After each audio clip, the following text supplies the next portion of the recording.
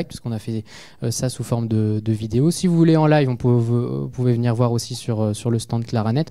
Donc là, par exemple, on est sur une application de type PHP avec un frontal client, enfin patient, pardon, pour s'inscrire sur un rendez-vous en ligne, par exemple. Et il y a également une partie admin. Donc vous voyez, vous avez un autre chemin sur l'application, c'est la partie admin du site, qui n'est normalement accessible qu'aux administratifs, au personnel de santé. Donc c'est cette partie-là qu'on veut mettre sur ProSanté Connect.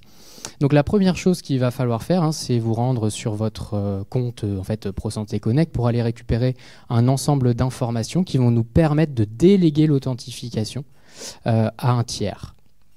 Donc voilà, ça c'est le site de l'ANS. Donc là maintenant on est sur la console d'Ubica. Et en fait, c'est dans cet écran qu'on va renseigner le client ID, le secret partagé entre vous et ProSanté Connect pour établir les demandes d'authentification. Donc tout ça se fait dans la console Ubica. Donc ça, c'est la partie web pour gérer l'authentification. Et Claranet est là d'ailleurs, sera là pour vous accompagner dans le déploiement. Et là maintenant, on va partir sur la politique de sécurité de l'application que vous avez vue tout à l'heure. Donc là, c'est le fameux workflow dans lequel il y a donc à la fois le WAF, et là, je vais tout simplement déplacer des briques, vous voyez, du côté droit dans le workflow, et les relier entre elles pour faire ma politique d'authentification. La première brique, c'est une brique de décision, et je vais dire, tiens, si je suis sur le /admin, donc le chemin, la partie administrative de mon application, je fais ça, donc je vais aller chercher un attribut. Si je suis donc dans le chemin qui contient admin, donc /admin, c'est ce que je fais là, et je vais continuer dans mon workflow dans la branche authentification.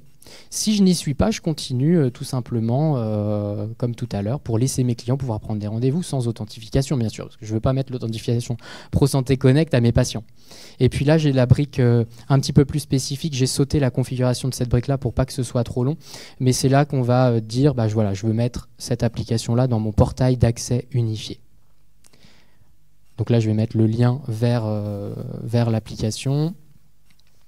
Donc vous voyez comment c'est très simple de le faire. Donc même si ce n'est pas vous qui faites le workflow, demain si votre administrateur n'est pas là, si votre partenaire n'est pas là pour vous accompagner, enfin vous cherchez une info, vous pouvez très facilement voir dans un workflow en fait, ce qui se passe sur votre politique de sécurité. Ce n'est pas des cases à cocher, c'est vraiment la requête HTTP arrive en haut et elle suit la politique que vous avez définie. Et c'est un vrai gain en lisibilité parce que souvent on peut finir par s'y perdre dans la configuration et là on a vraiment un schéma clair et une compréhension facilitée. Une fois que ça c'est fini, en fait, on applique la configuration. Ça se fait jamais en live, en prod. On pousse des configurations quand on a fini. Donc là, maintenant, si je me rends sur le /admin, en fait, je suis redirigé vers une mire d'authentification. Donc là, j'ai simulé, c'est un Keycloak derrière. C'est pas le ProSanté Connect parce que c'est pour des tests. Voilà, on a le MFA qui est géré par le tiers. Et là, on est sur le portail. Donc, vous vous souvenez, tout à l'heure, on a une authentification locale. L'application, elle n'est pas compatible ProSanté Connect. Donc, elle a des comptes locaux, cette application.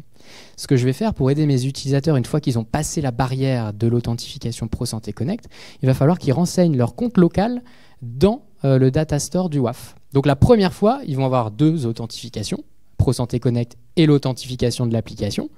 Mais la deuxième fois, en fait, où ils vont se connecter sur le portail, ils seront automatiquement connectés sur l'espace administratif. Le WAF va retenir le crédential local de l'application. Si ce n'est pas clair, on aura le temps pour les questions. Les attaques sont également bloquées. Donc ça, c'est le deuxième avantage de la solution, c'est que vous avez à la fois l'authentification et vous voyez, j'ai lancé une attaque sur le site et bien sûr, l'attaque est bloquée.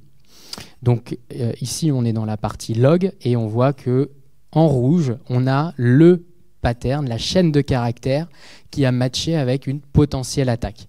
Donc ça, c'est pareil, vous allez avoir dans les logs, vous allez savoir exactement à quelle menace vous avez fait face. Et puis si je veux améliorer, donc là on a tous les moteurs de sécurité que vous pouvez activer, désactiver, donc ça c'est vraiment lié à la sécurité applicative. Là encore, Claranet peut vous accompagner dans le choix des moteurs par rapport aux applications à protéger. Mais là par exemple, je peux également faire, pour renforcer la sécurité, je vais vous montrer un autre exemple de facilité d'usage du workflow. C'est je vais dire, ok, l'espace admin de mon application, je voudrais qu'elle soit accessible que depuis une IP de confiance ou un range IP, par exemple le sous-réseau de votre VPN, par exemple. Parce qu'il n'y a pas de raison que cette partie admin qui est exposée quand même sur Internet soit accessible d'un réseau Internet. Donc là, par exemple, j'ai mis une règle. Il faut venir de l'adresse IP 1111 pour accéder à l'application. Et sinon, eh bien, je vais faire en fait une petite brique Generate Response pour dire à mon utilisateur, si c'est pas connecté en VPN, mais en fait, mets-toi en VPN parce que là, tu n'es pas sur le bon réseau pour accéder à l'application. Donc c'est ce qu'on fait avec cette brique. Donc on peut aussi générer des réponses des réponses HTTP classiques. Donc là je dis voilà, attention, il faut être sur le VPN pour accéder à cette... et ça n'empêche qu'en étant sur le VPN, je peux quand même faire mon authentification Pro Santé Connect. Donc là toujours pareil, j'applique la configuration. Et donc là maintenant, si j'essaie d'aller sur /admin, comme je ne viens pas de l'adresse IP 1111, j'ai un message qui me dit effectivement que je ne suis pas autorisé à aller sur le site. Voilà, donc je pense, voilà. Et on a aussi toute la partie, alors très important, reporting et monitoring. Donc vous avez aussi la partie qui a accédé à quoi, quand et d'où, puisque vous avez les logs de tous les utilisateurs qui se sont connectés successivement sur l'application. Et vous avez aussi toute une partie dashboard sur une stack Elasticsearch Kibana pour la partie visibilité sur les logs, quelles sont les adresses IP qui vous ont le plus attaqué, quelles ont été les attaques qui ont été les plus bloquées, etc., etc. Ces dashboards-là, on peut également paramétrer un envoi automatique de ces dashboards dans un PDF pour votre responsable sécurité, hein, par exemple. Ça peut être on a des clients qui font ça, effectivement, tous les jours, ils ont un rapport dans leur boîte mail avec toutes les attaques loguées. Et puis ça fait partie aussi d'une offre de service de Claranet de vous dire, voilà, si vous êtes sous attaque, on vous appelle tout de suite et on prend les mesures correctives. Tout ça peut bien sûr être exporté vers du syslog, voilà, tout un tas par API comme vous le souhaitez. Voilà d'autres dashboards. Et on répondra à vos questions après si vous en avez bien sûr. Je vais laisser la main à Basile pour